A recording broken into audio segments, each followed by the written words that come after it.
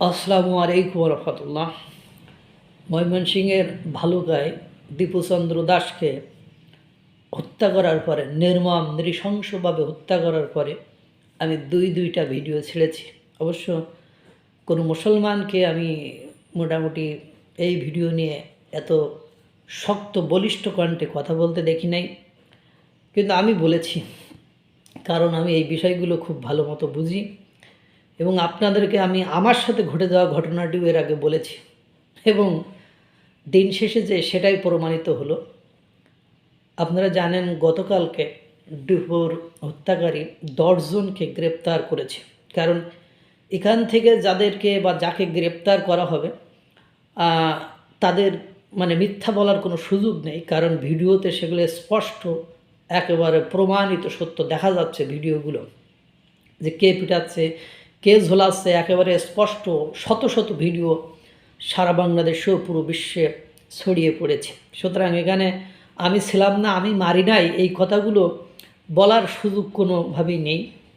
তাই যেসব অফিসাররা, কর্মকর্তারা, প্রশাসনের যেসব লোক সেই 10 জন হত্যাকারীকে গ্রেপ্তার করেছে, আটক করেছে, তাদের কাছে তারা জিজ্ঞাসাবাদ করেছে। তারা বলছে আমরা জানি না, শুনেছি।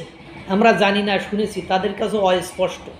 তো বলছে কী কটূক্তি করছে বলো, তারা বলছে আমরা জানিনি, শুনেছি, হ্যাঁ আমরা এই বিষয়ে অস্পষ্ট, আমরা জানিনি। ওই যে আমি আপনাদেরকে বলেছিলাম যে বলছে এই নবীর এনে কটূক্তি করেছে, তাই কয় এর ধরে মার মার মার, মার মার মার।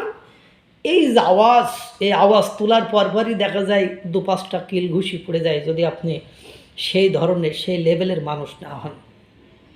তাহলে এই দীপুর জীবনটাকে শেষ করে দিল, একটা পরিবারের একমাত্র উপার্জনক্ষম ব্যক্তিকে নিঃস্ব করে দিল এবং সে যে অপরাধ করেনি সেই অপরাধের জন্য তাকে পিটে হত্যা করল। আজকে নসিহত ঠিক যারা হত্যা করেছে তাদের জন্য। আপনারা আমার পেছনে যে লেখা বইগুলো দেখেন, এর অধিকাংশ আমারই লেখা বই। আমি মূলত এই কাজগুলোই করি।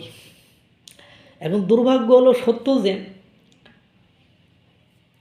মহান আল্লাহ তাআলা এরকম বলছে যে পৃথিবীর কোনো মানুষকে যদি দুনিয়ার সমস্ত মানুষ, সমস্ত ফেরেশতা সবাই মিলে, সমস্ত জীবকুল সবাই মিলে একজন মানুষকে হত্যা করে, তাহলে সবাইকে একসাথে জাহান্নামে দিতে, অর্থাৎ নরকে দিতে আমি আল্লাহ আমার একবারও বুক কাঁপবে না। তার যারা এই যে কথায় কথায় অমুক তমুকরে কটূক্তি করেছে, নবীরে নিয়ে কটূক্তি করেছে, কথা শুনেই যাচাই বাছাই প্রমাণাদি ছাড়াই আর একজনের গায়ে হাত দেন, আর একজনকে নির্যাতন করেন, আর একজনকে হত্যা করেন, তারা ভাবছিলেন যে নবীনে কটূক্তি করেছে তাই এখানে আবেগ দেখায়, ভালোবাসা দেখায়, আমরা ওকে হত্যা করে বা মেরে ফেলে আমরা জান্নাতে যাব, স্বর্গে যাব। তাদের আশা কিন্তু ওই জায়গায় ঠিক হয়ে গেছে যে তারা জাহান্নামী। দীপুরে যদি যারা ইন্ধন দিয়েছে, মেরেছে, ওখানে সে ভিডিও করে উৎফুল্ল করেছে, নারায়ে তাকবীর, আল্লাহু আকবার স্লোগান দিয়েছে, তারা কিন্তু ইতিমধ্যে, যেহেতু এটা সত্য নয়, তারা জাহান্নামে চলে গিয়েছে। যায়নি কেন? মরিনি তাই। এটা কিন্তু তারা জানে না।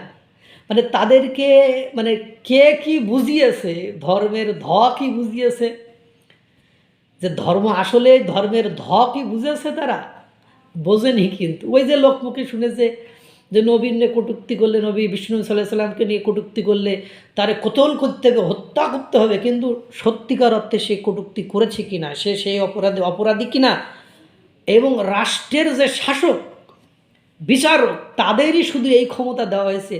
এদের মতো আওয়াল বাওয়াল সওয়াল পোলাপানের এই রাইট দেওয়া হয়নি। এই শক্তি, এই ক্ষমতা শুধুমাত্র শাসকদেরকে দেওয়া হয়েছে, বিচারকদেরকে দেওয়া হয়েছে, এদেরকে দেওয়া হয় নাই। এরা তো জানে না। মূর্খর জাহেলিয়াতপূর্ণ অন্ধকারে থাকা লোক যেমন আলোকে সহ্য করতে পারে না, তেমনি এরা মনে করবে যে অন্য ধর্মের মানুষ, এই জন্য হত্যা করলে জান্নাতে যাব, কখনোই না। মহান আল্লাহ তাআলা এখন বলছে 3 শ্রেণীর মানুষের ইবাদত সপ্তম আসমানে যাওয়ার আগেই কবুল হয়ে যায়। তার মধ্যে একজন হলো মাজলুম, যাকে অত্যাচার করা হয়, সে হিন্দু হোক, বৌদ্ধ, খ্রিস্টান হোক, নাসারা হোক, সে মুসলিম হোক, সে যদি তার সাথে যে অন্যায় করা হয়েছে সেই অন্যায়ের উপযুক্ত না হয়, সে যদি সেই তার মানে নির্যাতনের উপযুক্ত না হয়, আর সে যদি কোনো দোয়া করে, বদদোয়া দেয়, তা সপ্ত আসমানে পৌঁছানোর আগেই সেই দোয়া কবুল হয়ে যায়। সেখানে কিন্তু বলা হয়নি যে সে হিন্দু হইলে দোয়া কবুল হবে না। আপনি যাকে নির্যাতন করলেন, কেন ওমর ফারুক রাদিয়াল্লাহু তাআলা আনহুর গল্প শুনেছেন না?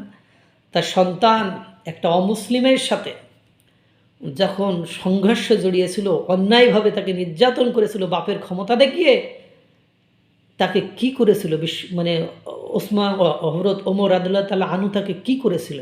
তার ছেলেকে শাস্তি দিয়েছিল।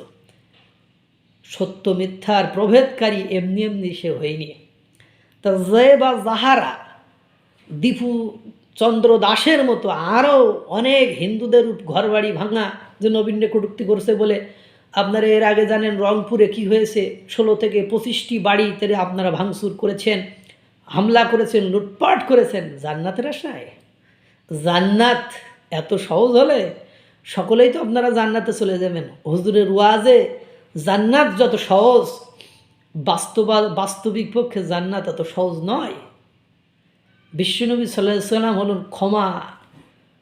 আপনার কাসাস করার অধিকার আল্লাহ তাআলা দিয়েছে, যে আপনার যদি কেউ ডান গালে 1 পাউন্ড ওজনের চড় মারে, তাহলে আপনাকে কাসাসে যদি যান, ন্যায় বিচারে যদি যান, তাহলে আপনি ডান গালে 1 পাউন্ড ওজনেরই চড় মারতে হবে। 1 পাউন্ড 1 ইঞ্চিও যদি বেশি হয়, মনে করেন একটা সরিষা দানাও যদি পরিমাণ বেশি হয়ে যায়, হাসরের ময়দানে আপনাকে ওই সরিষা দানা অপরাধের জন্য আপনার কি হবে? শাস্তি দেওয়া হবে। আপনি যদি ইসলাম ধর্ম বেছে, আর আপনি একজন মানুষকে পৃথিবী থেকে সরিয়ে দিলেন, হত্যা করলেন, আপনি যাচাই করলেন না, বাছাই করলেন না। শহীদ হওয়া যদি এতই সহজ হতো, এই যে 10 জনকে ধরছে, ভিডিও ফুটেজ দেখেই তো ধরছে, এইবারে 10টি ফ্যামিলি কোথায় যেয়ে দাঁড়াবে? এই 10টি ফ্যামিলি কোথায় যেয়ে দাঁড়াবে বলেন? এই জন্য বলা হচ্ছে থিঙ্ক বিফোর ইউ লিভ, ভাবিও করিও কাজ, করিয়া ভাবিও না। বুঝবেন, আরও বুঝবেন। এটা নিয়ে কতদূর জল ঘোলা হয় সেটাও দেখেন। শুধু মানে উত্তেজনার আশ্রয় প্রশ্রয় ইসলাম ধর্মে কোথাও নেই। আপনারা অনেকে ভাবেন কি যে ইসলাম ধর্ম মানে এটা বলেছে ওটা বলেছে, কিছু কিছু মিস ইন্টারপ্রিয়েট থাকে, অপব্যাখ্যাকারী থাকে, যারা অপব্যাখ্যা দিয়ে মানুষের মস্তিষ্ককে বিভ্রান্ত করে এইসব ভুলভাল পথে নিয়ে যায়। হত্যা করার মতো জঘন্য অপরাধ তাদেরকে দিয়ে করিয়ে নেয়।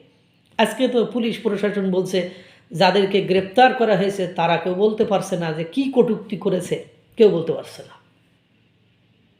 আল্লাহ তাআলা সকলকে ভালো রাখুক, সুস্থ রাখুক। আর এই ধরনের